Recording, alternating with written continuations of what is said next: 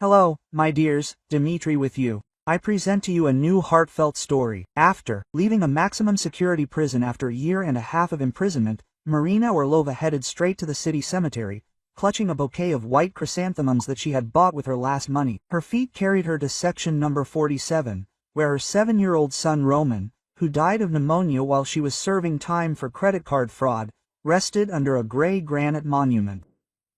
When she knelt down in front of the grave and bent down to place flowers at the foot of the monument, through her tears she noticed a skinny boy of about 8 standing nearby and watching her closely. Marina wiped her eyes with the sleeve of her worn jacket, not paying attention to the child, but he unexpectedly came closer and quietly said, "Auntie, there's an empty coffin there. Do you want me to tell you the truth?" Quote. The woman froze, not understanding what these words meant, and slowly raised her head, meeting the serious brown eyes of the stranger. The boy was dressed in an old work jacket that was too big for him and rubber boots. Light hair was sticking out of his garter cap. "What did you say, boy?" Marina felt how everything inside her was clenched with incomprehensible fear. Her voice sounded hoarse and uncertain, as if she was afraid to hear the answer. The child looked around, making sure that they were alone among the rows of monuments, and squatted down next to her. "I am Yegor, the son of Uncle Vanya the watchman. We live here in the house by the gate."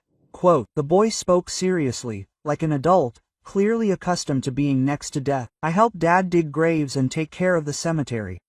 I know every corner here. When they buried your boy a year ago, I was nearby and saw how strangely light the coffin was." Marina felt the ground slipping out from under her feet, but she could not tear herself away from Yegor's story. The boy continued quietly, glancing at her from time to time with pity and sympathy. "Usually children's coffins are heavy, but this dad lifted it with almost one hand. He was even surprised. And when we lowered him into the hole, the lid moved a little, and I saw that there were only sandbags and a small blue jacket inside. This is impossible." Marina grabbed the boy by the shoulders, not believing what she heard. "You are mistaken. My son is there, my little novel. My mother-in-law herself told me about his death." Yegor was not afraid of her grip. He only shook his head with a sad wisdom beyond his years. "Auntie, I'm not lying. I don't need to. I saw it with my own eyes." The boy told how a week after the funeral, late in the evening, when the cemetery was already closing, he saw an elderly woman in a black headscarf who made her way to a fresh grave. The woman stood by the monument for a long time, crying and looking around, and then took a small box out of her bag and buried it right at the foot of the cross. Yegor remembered her face in the light of the lantern well, because she seemed very scared and guilty to him. "It was Grandma Nina, your mother-in-law. I recognized her when she came to the wake." The boy pointed to a small mound of earth next to the monument. "That's where she was digging. I saw her raking the earth with her hands. She cried and whispered something all the time. I also saw her come here at night several times, but not alone." Marina felt her heart beating so loudly that it seemed to be heard throughout the cemetery. She couldn't believe what she was hearing, but the boy's intonation left no doubt about his sincerity. "What do you mean not alone? Who did she come with?" Her voice trembled with tension and hope, which she was afraid to feel. Yegor hesitated, clearly doubting whether to continue speaking, but Marina's look made him continue. "She was leading a boy by the hand, just like your son looked in the photo on the monument, only a little older. They walked between the distant graves, where the old burials were, and played hide and seek behind the large monuments. The boy was alive, laughing, running. I definitely saw." Marina did not remember how she ended up on her knees by the grave, feverishly raking the earth with her hands where Yegor had pointed. Her nails were breaking from the hard soil, her fingers were bleeding, but she did not feel pain. If only she could find that box, if only she could understand what was happening, if only she could learn the truth about her son. Yegor silently handed her a small garden shovel that he had taken from the guardhouse. After half an hour of desperate searching, Marina came across something hard. It was a metal cookie box wrapped in a plastic bag. Her hands were shaking so badly that she could barely open the lid. Inside were medical certificates, hospital discharge papers and other documents with Roman Orlov's name on them. Marina unfolded the papers one by one, and with each new find her horror grew. In the medical certificate, the diagnosis of pneumonia was carefully corrected to death from complications in different handwriting and different ink. The hospital discharge paper contained a note about recovery, but this part was shaded with a black pen. The death certificate turned out to be an obvious forgery on bad paper with blurred seals. Yegor sat nearby and waited patiently for her to study all the documents. Auntie, and I also saw how that old woman, Grandma Nina, brought the boy to the old graves on the edge of the cemetery last month. They sat there for a long time. She explained something to him and showed him on the monument, and he cried and did not want to listen to her. Marina raised her head. Her face was wet with tears, but determination burned in her eyes. Yegor, can you show me the place where you saw them? The boy nodded and stood up, shaking the dirt off his knees. Sure, Auntie, let's go, but quietly, otherwise Dad will scold me for telling strangers everything. They walked between the rows of monuments. Yegor confidently led her to the far part of the cemetery, where old linden and birch trees grew. Marina clutched the documents she had found in her hands, still not believing that what was happening was real. Could her son really be alive? Could Nina really be capable of such cruelty? Had she really been mourning an empty grave all this time? Right here, by this big angel, they were sitting on a bench. Yegor pointed to an old monument with a figure of an angel, at the foot of which stood a stone bench. And there, behind those bushes, the boy hid when they played. But he did not laugh, like children usually did, but kept looking back at the old woman, as if he was afraid of her. Marina looked at the place where, according to Yegor, her son could have been alive a month ago.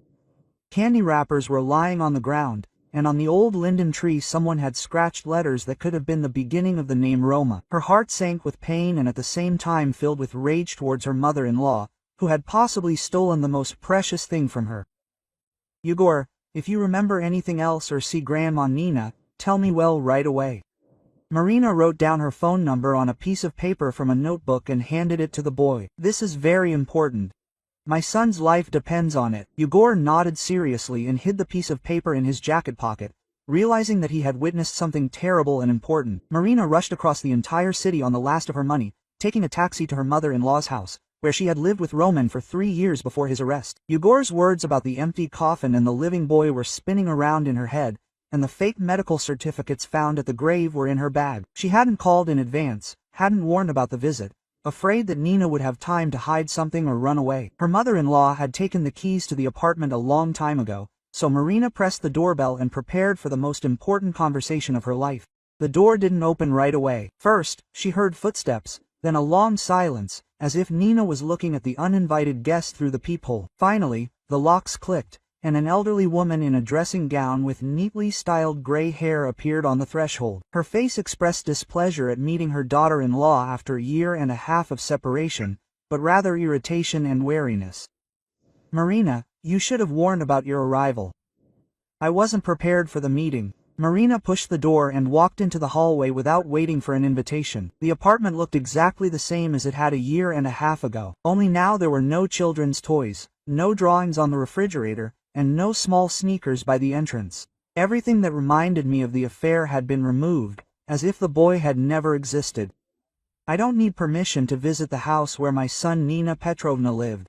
My mother-in-law led her into the living room, where banknotes lay neatly laid out on the coffee table. Some were divided into several piles. Bank statements, receipts for benefits, and official letters from various government agencies lay nearby. Nina didn't hide the money, on the contrary, she demonstratively continued to count it, as if she wanted to show that she had nothing to hide. As you can see, I run the household very carefully. I receive all the required payments and compensation. Marina came closer and saw the familiar name of her son on the documents. These were certificates of receipt of child benefits for Roman Orlov, a survivor's pension, compensation for treatment and funerals. The amounts were considerable, especially if you received them regularly for a whole year. Nina, explain to me how you can receive child benefits for a dead child. There were steely notes in her voice that her mother-in-law had never heard before. Nina Petrovna put the money aside and looked closely at Marina, as if assessing how serious the situation was. Something like fear flashed in her eyes, but was immediately replaced by cold calm. She stood up, went to the old sideboard and took a folder with documents from the bottom drawer. From there she took out Roman's death certificate and put it on the table in front of her daughter-in-law. Here's an official document issued by the Legislative Assembly. Everything is absolutely legal. Marina took the certificate and carefully studied every line. The seals looked real, the signatures were clear, The dates matched what her mother-in-law had told her on the phone a year ago. But now, after finding it in the cemetery, she knew there was a catch. The paper was too new to be a year-old document. Some of the letters in the text were a different color, and one of the seals was slightly smudged. Now tell me, Nina, how did you manage to get a fake death certificate for a living child? Her mother-in-law did not flinch. Her face remained impassive, but her fingers trembled slightly as she put the document back in the folder. Fake, you say? Of course. Who else could she believe? Like an unconvicted fraudster who had defrauded banks and credit organizations. She stood up and walked around the room, clearly buying time to think through her next strategy. I have a friend in the Legislative Assembly, Valentina Krukova. We worked together at school 30 years ago. She helped me get all the documents done quickly and without any unnecessary questions. Marina felt her insides twist with horror and relief at the same time. So her suspicions were justified. Roman really was alive, and this whole story with the funeral was a performance. Where is my son Nina? Where is Roman? What have you done with him? Her voice broke into a scream, but her mother-in-law only smirked and took another document out of the folder. Your son is dead for all official authorities, and the boy who now lives under the name Alyosha Petrov is none of your business. Nina showed Marina the documents of the deceased child, whose name Roman now bore. Alyosha Petrov died of leukemia 3 years ago. His parents divorced and moved to different cities. No one is interested in the fate of the dead boy. The documents cost me 50,000 rubles. But now your son has a new identity, a new destiny, and you will never find him. The mother-in-law spoke with such cold calculation, as if they were talking about buying furniture and not about stealing a child. Marina grabbed the certificate of her criminal record from the table, which Nina demonstratively placed next to the money. You think you can blackmail me with this piece of paper, but I will find a way to prove that my son is alive? Nina laughed, and this laughter sounded frightening in the quiet apartment. Who will believe you, Marina? Who will believe a convicted fraudster against a respectable pensioner who raised her grandson alone for a year and a half, while his mother was in prison for deceiving people? The mother-in-law went to the window and pulled the curtains, as if she was afraid that someone might overhear their conversation. Even if you go to the police, even if you shout from every corner, you have no evidence. Officially, your son is dead, buried, mourned, and you have simply gone crazy with grief and imprisonment. She turned to Marina, and her eyes shone with cold confidence in her rightness and impunity. Marina realized that her mother-in-law had thought everything through to the last detail, creating an ideal scheme in which she looked like a victim of circumstances, not a criminal. But Nina had not taken one thing into account: Yegor's actions and the documents found at the cemetery. She took a box of medical certificates out of her bag and emptied the contents onto the table. Then explain to me what this is and why you buried evidence of your crime on your own grandson's grave. Nina turned pale when she saw the familiar documents, but quickly pulled herself together. Where did you get this? Who helped you? Who told you about the box? For the first time, there were notes of panic in her voice. She clearly did not expect her hiding place to be discovered. Marina felt that she had gained an advantage and decided to press further. It doesn't matter how. What matters is that now I have evidence of your forgeries and deception. The mother-in-law grabbed the certificates and quickly looked through them, assessing the degree of danger. Then she threw the papers in Marina's face and screamed with such fury that she involuntarily retreated. You don't understand anything. You don't know what I had to go through while you were resting in your colony. The boy was sick, the doctors demanded money for treatment, and I only had a pension, which was barely enough for food. Nina told how she had to sell all her valuables, borrow from neighbors, humiliate herself in front of officials in order to get at least some help for her sick grandson. And when Roman recovered, she realized that she could get much more money if he was officially considered dead. Child benefits, pensions, compensation, all this allowed her not only to support the boy, but also to put a little aside for his future. I did it for him, for his well-being, and not for myself. Marina listened to her mother-in-law's justification and felt the rage growing inside her. You stole my son from me, made me mourn a living child for a year. You receive money for his death and still dare to say that you are doing this for his good. Where is he now? Where is my novel? I want to see him immediately. Nina shook her head and headed for the front door, clearly intending to throw her daughter-in-law out of the apartment. But instead of opening the door, her mother-in-law unexpectedly locked it with all the locks and turned to Marina with an expression of cold determination on her face. "Fine, since you found out everything, then find out the rest. Tomorrow I am handing the boy over to new parents who have been waiting for him for a long time and are ready to pay well for a healthy child with clean documents. They will provide him with a better life than you could ever give him." Marina felt the ground slipping out from under her feet, and her ears were ringing from the horror of what she had heard. "Are you going to sell my son? Sell him like a thing, like a commodity?" Nina nodded with business-like calm, as if discussing the sale of old furniture. "A childless couple from another city. They have money, connections, opportunities. They will give him an education, a decent future. And what can you give? A convicted fraudster without a job and a place to live."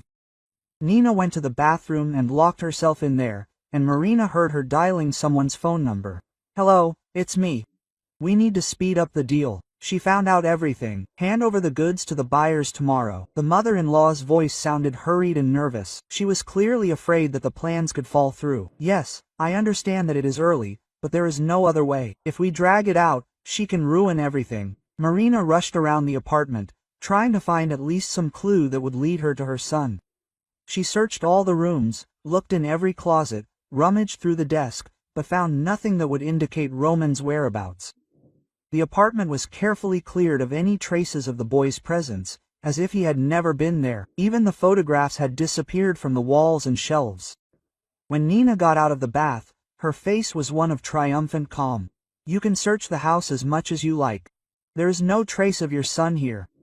And tomorrow he will be taken so far away that you will never find him, even if you search for the rest of your life." She went to the front door and demonstratively unlocked the locks. "Now get out of my house and don't show up again, otherwise I will report you to the police for violating the terms of your release."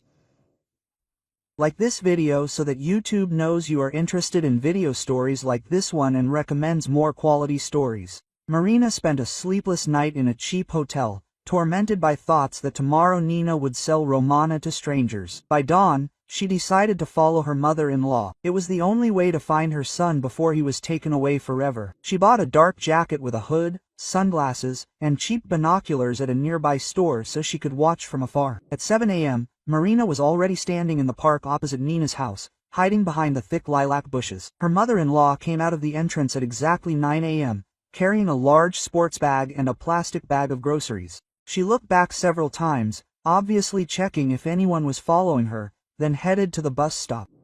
Marina kept a distance of 50 meters, using passers-by and parked cars as cover. The bus took them to the outskirts of the city, where the urban development gave way to private houses and vacant lots. Nina got off at the stop next to the cemetery, but did not go to the main gate, but turned onto a narrow dirt road leading to the far part of the cemetery. Marina realized that her mother-in-law was heading exactly where Yegor had seen her with the boy a month ago. Among the old linden and birch trees, leaning monuments and abandoned graves were visible, and behind them stood a dilapidated caretaker's house that had not been used for many years. The windows were boarded up, but a thin wisp of smoke was coming out of the chimney. Nina took the key out of her pocket and opened the heavy wooden door, which creaked on its rusty hinges. Marina crept closer and hid behind a large tombstone, from where she could clearly see the only unboarded window of the house. Through the dirty glass, she saw movement inside, and her heart sank with recognition. In the room, sitting on an old sofa, was a skinny boy with dark hair, very similar to Roman, only noticeably thinner and haggard. The child jumped up when Nina entered, but did not rush to her with joy, as grandchildren do when meeting their beloved grandmother. Instead, he retreated to the wall and watched the woman warily, as if he were afraid of her. Marina saw how his shoulders were shaking, how he flinched at every sharp movement of his mother-in-law. This was her Roman, but not at all the cheerful boy she had left a year and a half ago. Nina put her bag on the table and began to take out children's clothes, a comb, a toothbrush and some medicine. She was saying something to the boy, but Marina could not make out the words through the glass. Roman nodded, clearly agreeing with what was being said to him, but his posture was one of submission, not understanding. His mother-in-law took him by the chin and forced him to look her in the eyes. Her lips were moving, pronouncing some words. Marina tried to get even closer to the window to hear the conversation. She had to crawl on the wet earth between the graves, dirtying her clothes and scratching her hands on a protruding branch. Finally, she found herself right under the window and was able to distinguish Nina's voice. Quote, "Repeat after me. What is your name?" "Alyosha Petrov," answered a trembling child's voice. "How old are you?" 8 years old. "Aunt Nina, where are your parents?" "They died, and now you are raising me." Marina clenched her fists, listening to her mother-in-law force her son to renounce his own identity. Nina continued the interrogation with the methodicalness of an investigator. "And what will happen if you tell someone the truth about your mother?" Roman fell silent, clearly not wanting to answer this question. His mother-in-law raised her voice and repeated the question more harshly.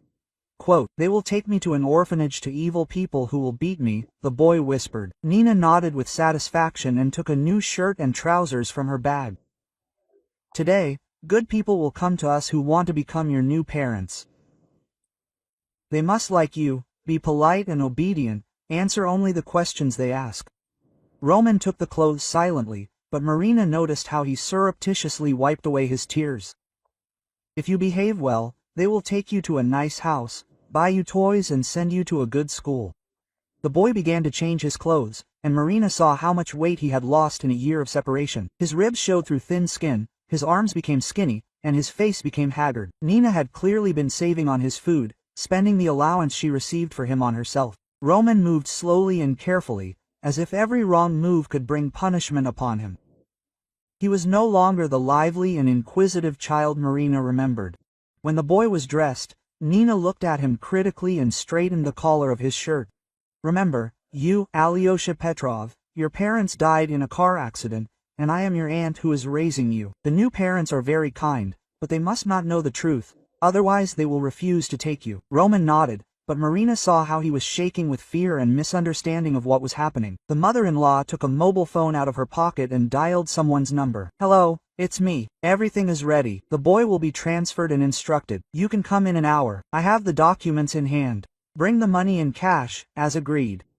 She walked around the room, clearly nervous about the upcoming deal. 100,000 rubles, don't forget. And no bank transfers, only cash in an envelope. Marina felt how everything inside was boiling with rage and despair. The mother-in-law spoke about the sale of her son as calmly as traders at the market discuss the price of vegetables. "Tomorrow I will bring the boy to the station for the train to Moscow. The documents are clean, the child is healthy, there will be no problems. On the train, you will register him as your nephew, whom you are taking to raise after the death of his parents." Roman sat on the couch and listened to this conversation, clearly not understanding all the details, but feeling that something terrible was happening to him. He opened his mouth several times, as if he wanted to ask something, but then closed it, afraid of incurring Nina's wrath. Marina saw how he furtively looked at the door, as if dreaming of running away, but not daring to do so. Nina ended the conversation and went up to the boy. "Alyosha, your new parents will come soon. They really want to have a son. You must smile at them, answer their questions and under no circumstances cry. Got it?" Roman nodded, but his lips trembled from holding back tears. "What if they don't like me, Aunt Nina?" "Then I will find other people who will want to take you, but they will not be such kind people," the mother-in-law answered with a threat in her voice. The boy stood up and went to the window behind which Marina was hiding. For a moment their gazes met through the dirty glass, and she saw such longing and hopelessness in his eyes that her heart sank with pain. Roman did not recognize his mother. He saw only an unfamiliar woman, but something in her face seemed familiar to him. He pressed his forehead to the glass and began to cry quietly. Nina noticed that the boy was crying and abruptly pulled him away from the window. "I told you not to cry. The new parents will not want to take a crybaby." She took a handkerchief from her bag and roughly wiped his face. "If you cry when they come, I will tell them that you are a difficult child, and they will refuse to take you. Then you will have to live with very bad people who will not feed you." Roman nodded fearfully and tried to calm down, but tears continued to flow down his cheeks. Marina saw how he tried to be brave, but childish fear was stronger. The boy sat down on the floor in the corner of the room and started looking for something under the old boards. A few minutes later, he pulled out a crumpled notebook and a pencil stub. Nina was distracted by getting ready for a meeting with customers, and Roman took advantage of this to write something in the notebook. Marina saw how concentrated he was writing the letters, glancing at his mother-in-law from time to time. When he finished, he carefully hid the notebook back under the board and covered it with an old rag. It was clearly something very important to him, a secret that he was hiding from Nina. Meanwhile, the mother-in-law laid out Alyosha Petrov's documents on the table, a fake birth certificate, health certificates and other papers necessary for registering the child with the new parents. She counted the documents several times, checked all the seals and signatures, making sure that the forgery looked convincing. Tomorrow this boy would be called by a completely different name, and he would become the son of complete strangers. Marina realized that there was no time to think. In an hour, the buyers would arrive, and tomorrow her son would disappear forever into a strange family under a false name. She had to do something, but she didn't know what exactly. Going to the police without evidence was useless, and breaking into the house and taking Roman by force would mean violating the terms of his release and going to prison again. Nina suddenly went to the window and looked out carefully, as if she felt someone's presence. Marina barely had time to duck behind the tombstone, holding her breath. Her mother-in-law stood by the window for a few minutes, then moved away and continued her preparations. But now she was more wary, occasionally glancing toward the window and listening to the sounds outside. Marina waited in hiding for almost 3 hours until Nina went to meet the buyers at the bus stop. Her mother-in-law was carrying a folder with documents and constantly looking at her watch, clearly nervous about the upcoming deal. As soon as her silhouette disappeared around the bend in the road, Marina crawled out from behind the tombstone and ran up to the abandoned house. The door was locked, but one of the side windows was poorly boarded up. She found a heavy stone in the grass and carefully knocked out one of the boards, trying not to make any noise. The gap was wide enough to squeeze through, although she had to tear her jacket on the protruding nails in the house. It smelled of dampness, mold, and something sour. The windows were covered with old blankets, creating a semi-darkness even in the daytime. Marina looked around and saw Roman sitting on the couch in the corner of the room. The boy raised his head when he heard the noise, and his eyes widened with fear. He clearly expected to see Nina, who had returned early, and was preparing to be punished for some indiscretion. Quote, "Don't be afraid, I won't hurt you," Marina said quietly, slowly approaching her son. Roman looked at her with distrust and readiness to run away at any moment. His body was tense, like a spring. Quote, "Who are you, Auntie? Why are you here? What do you want from me?" Marina squatted down in front of the sofa to be on the same level as the boy. Up close, she saw how much he had changed during the year of separation, how his once lively and inquisitive eyes had faded. Quote, "Roman, it's me, your mother. I've been looking for you for so long." The boy shook his head and moved further into the corner of the sofa. "You're wrong, Auntie. My name is Alyosha Petrov, and my mother died in a car accident, Aunt Nina told me." "No, Romachka, listen to me carefully." Marina held out her hand, but the boy recoiled, afraid of the touch. "Your real name is Roman Orlov. You are 8 years old. You were born on March 15th.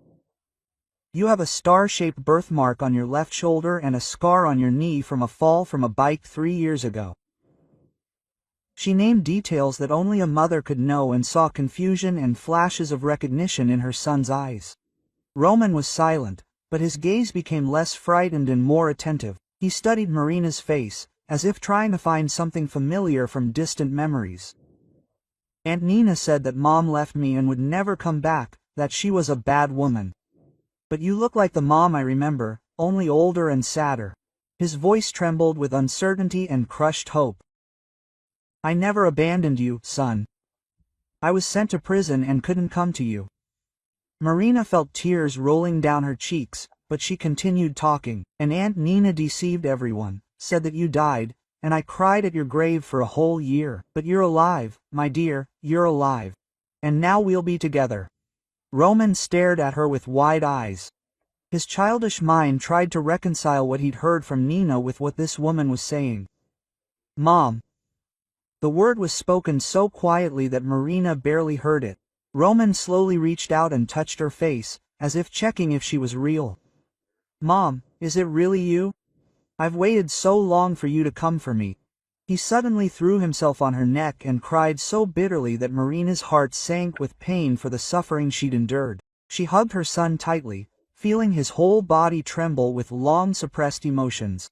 "Romachka, my dear, how I loved you and looked for you. How it hurt me to think that you were gone." The boy sobbed, burying his face in her shoulder, and she stroked his head, marveling at how thin his hair had become. "Mom, Aunt Nina said that if I remember you, I will end up in an orphanage with evil people." Roman told me how Nina had come to him in the hospital a year ago when he was recovering from pneumonia. She said that they would play an interesting game where he had to pretend to be dead to fool the bad people. The boy lay down in a real coffin. They covered him with a blanket, and he heard people crying and talking about him. Aunt Nina promised that it would not be for long, that the game would soon end and he would return home to his mother. But the game did not end.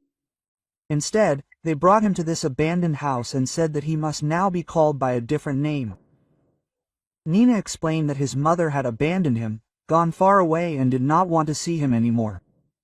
Every day she made him repeat a new name, a new life story, threatening terrible punishments for any mention of the past.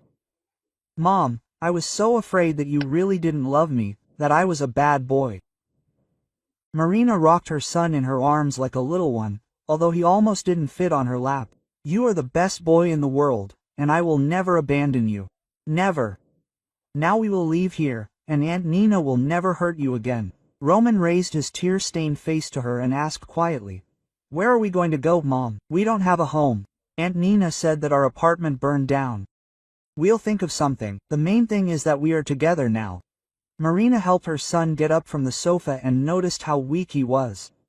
"When was the last time you ate normally, Romachka?" The boy thought for a moment, clearly having difficulty remembering. "Aunt Nina brought soup the day before yesterday, and yesterday only bread and water. She said that food was expensive and that I should eat less so as not to be a burden." Roman walked to the corner of the room and carefully lifted an old floorboard. From there he took out a crumpled school notebook covered in childish handwriting. "Mom, I kept a diary, wrote every day that I was waiting for you. Aunt Nina doesn't know about it. I hid it when she came." Marina took the notebook with trembling hands and opened it to the first page. It was written there in uneven letters. "Day 1. Waiting for Mom. Aunt Nina said that Mom left me, but I don't believe it."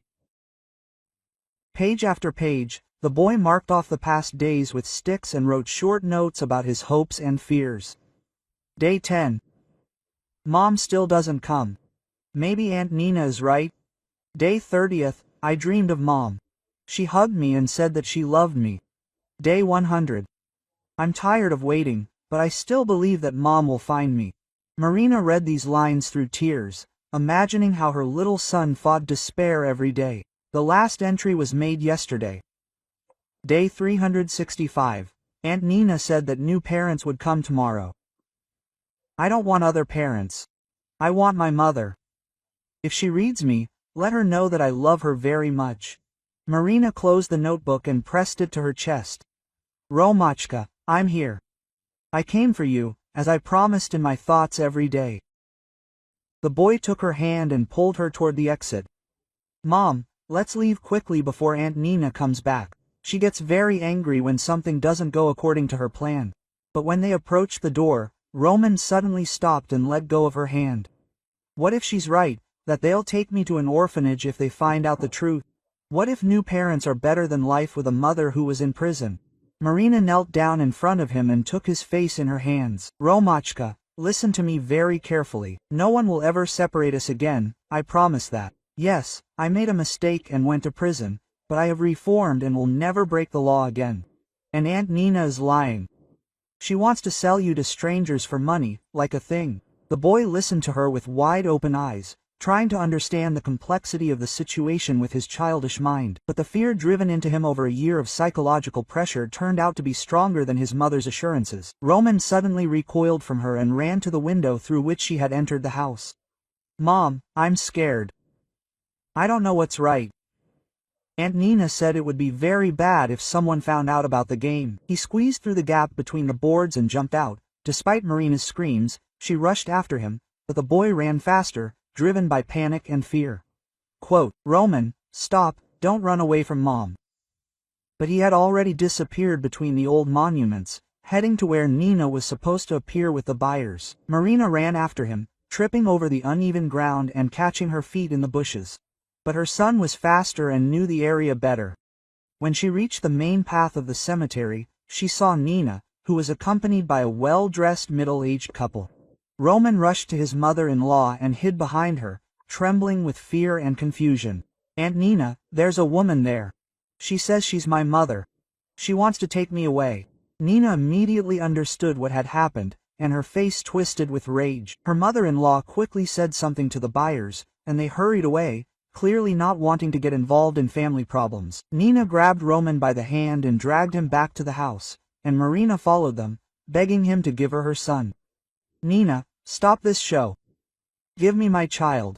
I know all about your machinations." But the mother-in-law did not answer. She only squeezed the boy's hand tighter, who was quietly sobbing from pain and fear. At the house, Nina turned to Marina with an expression of cold determination on her face. "You ruined everything. Because of you, the deal fell through. But this is not the end. Tomorrow I will find other buyers, and I will put you back in prison for violating the terms of release and breaking into someone else's home. You have no rights to this boy. You are officially the mother of a dead child."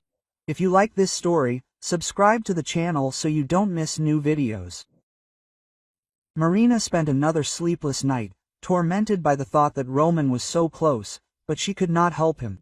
By morning, she made the decision to go to the police, despite Nina's threats and the lack of hard evidence. At the station, she was met by the local police officer Sergei Petrovich Kolesnikov, an elderly man with tired eyes, who listened to her story with obvious distrust. He interrupted her story several times, asking questions about her criminal record and her mental state after her release. "Ms. Orlova, I understand that losing a child is a terrible grief, but what you are telling me sounds like nonsense." The district police officer took Roman's official death certificate out of the folder and put it on the table in front of her. "Here's the document issued by the Legislative Assembly a year ago. Everything is drawn up according to the law. Your son died of complications from pneumonia and is buried in the city cemetery."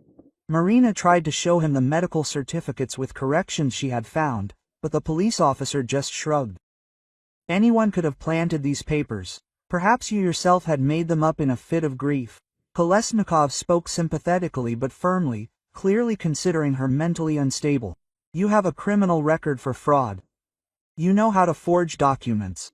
After prison, many people experience hallucinations and see dead relatives. I strongly recommend that you see a psychiatrist and not waste the police's time investigating non-existent crimes." Marina understood that without serious evidence no one would listen to her, but she continued to insist. "Sergei Petrovich, at least check the testimony of the cemetery guard's son. The boy saw an empty coffin and my mother-in-law with a living child." The police officer sighed wearily and wrote down Yegor's name in his notebook, but his face showed that he was doing this only as a formality. "Okay, we'll question the witnesses, but if it turns out that you made it all up, you'll get a fine for a false call." After leaving the station, Marina headed to the Zaks, hoping to find at least some clues there to prove the forgery of the documents. In the registration department, she was met by a plump middle-aged woman with a neat hairdo and a stern expression. The sign on the table read, "Velena Ivanovna Krukova, head of the Adja Department of Civil Status Registration." Marina immediately recognized the name of her friend Nina, whom my mother-in-law had spoken about. "I want to get a death certificate for my son and verify the authenticity of the documents." Marina tried to speak calmly, without revealing her suspicions. Valentina Krukova carefully examined her passport, then went to the archive cabinet and took out the necessary folder. "Roman Orlov, aged 8, died of complications from pneumonia on October 14th last year. The documents are drawn up correctly, the seals and signatures are genuine. But I know that my son is alive. These documents are fake. They were made by my mother-in-law Nina Petrovna. Through you." Marina decided to go to a bank. "I hope that a direct accusation will force Krukova to blurt out the truth." The woman turned pale, but then pulled herself together and frowned. "How dare you accuse me of forging official documents? This is slander and insult to an official. I can file a complaint against you with the prosecutor's office." Krukova got up from the table and went to the window, clearly buying time to think through her next steps. "Citizen Orlova, I know about your conviction for fraud. I know that you have recently been released from prison.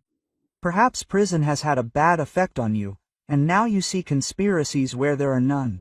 I advise you to see a psychiatrist, and not to build crazy theories about the living dead." Marina realized that they would not listen to her here either. Nina's scheme was too well thought out. She left the Legislative Assembly with a feeling of complete hopelessness, realizing that the official authorities would not help her. There was only one way to find evidence. She had to collect evidence herself that could not be refuted. The first thing she decided to do was to find the grave of the real Alyosha Petrov, whose name her son now bore. At the cemetery, she turned to the watchman Ivan, Yegor's father, and asked to show the area where Alyosha Petrov was buried. The elderly man was distrustful of her request, but still led her to the old part of the cemetery. The grave was abandoned, the monument was covered in moss, and no one had brought flowers for a long time. The inscription on the granite slab read, Alyosha Petrov, 2015 beloved son.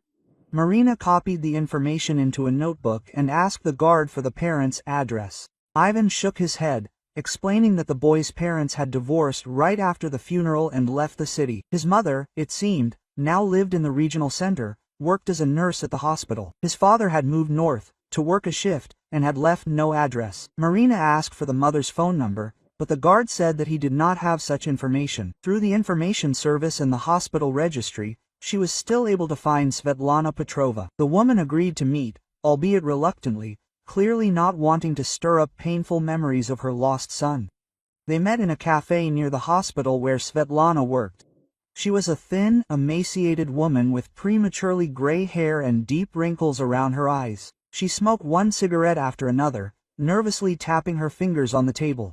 Why do you need information about my Alyosha? He died 3 years ago of leukemia. Marina carefully explained the situation, not naming names, but describing the scheme with the substitution of documents. Svetlana listened with growing surprise and anger. 6 months ago, an elderly woman came to me, calling herself Nina Petrovna. She said that she worked in a charity fund for helping orphans. She asked for copies of Alyosha's documents to apply for a scholarship in his memory. I gave her copies of the birth certificate, medical certificates and a photograph. She paid me 5,000 rubles, allegedly as the first payment of the scholarship. Svetlana put out her cigarette and immediately lit a new one. Then she disappeared, did not call anymore. And I thought that the fund closed or they ran out of money. Now I understand that I was deceived. The memory of my son was used for some dirty deeds.